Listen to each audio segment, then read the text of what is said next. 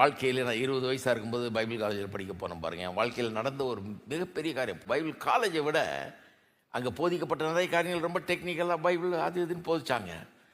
ஆனால் அதை காட்டிலும் ரொம்ப அருமையாக என்னன்னா, ஒரு சபையோட கனெக்ட் ஆகிட்டேன் நான். எப்படியோ எனக்கே தெரியாமல் கடவுள் கிருபையா என்ன ஒரு சபையில் கொண்டு போய் சேர்த்தா இருப்பாருங்க.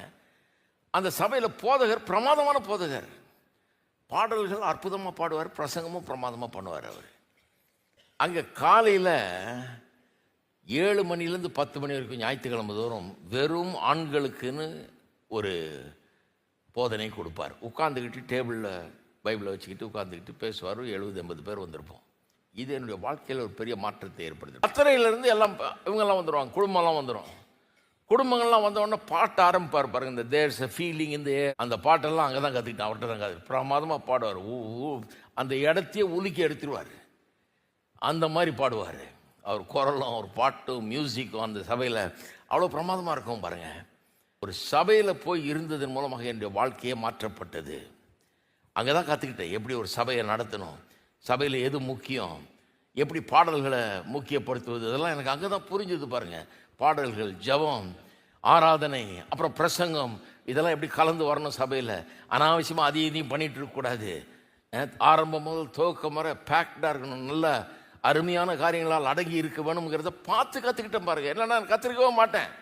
இங்கெல்லாம் அந்த காலத்தில் பண்ணிட்டு இருந்த மாதிரி தான் பண்ணுவேன். வந்தபடியே வர்றது, 9 மணிக்குனா 9:30 மணிக்கு வர்றது, சிலர்லாம் 12 மணிக்கு வருவாங்க, ஏன்னா அப்போ தான் பிரசங்கம் தொடங்கும்.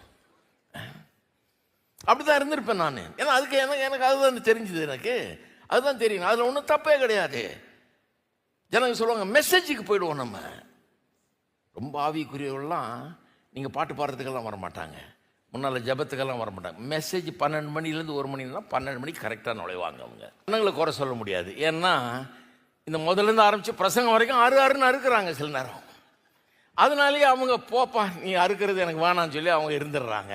அதனால் எல்லாத்துக்கும் ஜனங்களை குறை சொல்ல முடியாது. அதுவும் இருக்குது இல்லையா, ஃபேராக சொல்லணும். நான் இவங்க ஒரு பாட்டு பாடுவாங்க, இவங்களுக்கு ஒரு சான்ஸ் கொடுக்கலாம், வாங்க நீங்கள் ஒரு பாடு, இவங்க ஒரு 5 நிமிஷம் அவர் ஏதாவது பேசுவார், இவரை கொஞ்சம் கனம் பண்ணலாமா. எல்லாரையும் கனம் பண்ணிட்டு கடைசியில் கர்த்தருக்கு வந்த கனமும் கிடையாது, அவரை அம்போன்னு விட்டுறது, எந்த கேரும் கிடையாது பாருங்க. இவங்க பிஸியாக போவாங்க வருவாங்க, நடுவில் வருவார் ஒருத்தர், நடுவில் அப்படியே எழுந்து போயிடுவார் ஒருத்தர். பிரசங்காரங்கள சொல்கிறேன், அவங்க பாட்டுக்கு இஷ்டப்பட்ட நேரத்துக்கு வருவாங்க, தாங்க வேலையை முடிச்சுட்டு நான் போகிறேன் அப்படின்ட்டு போயிட்டே இருப்பாங்க. அதெல்லாம் ஒளிச்சம் பாருங்க. அதெல்லாம் இங்கே கிடையாது. துவக்கம் முதல் கடைசி வரை சரியான காரியங்களால் நிரம்பி இருக்கணும். இதெல்லாம் அங்கே நான் பார்த்து கற்றுக்கிட்டேன்.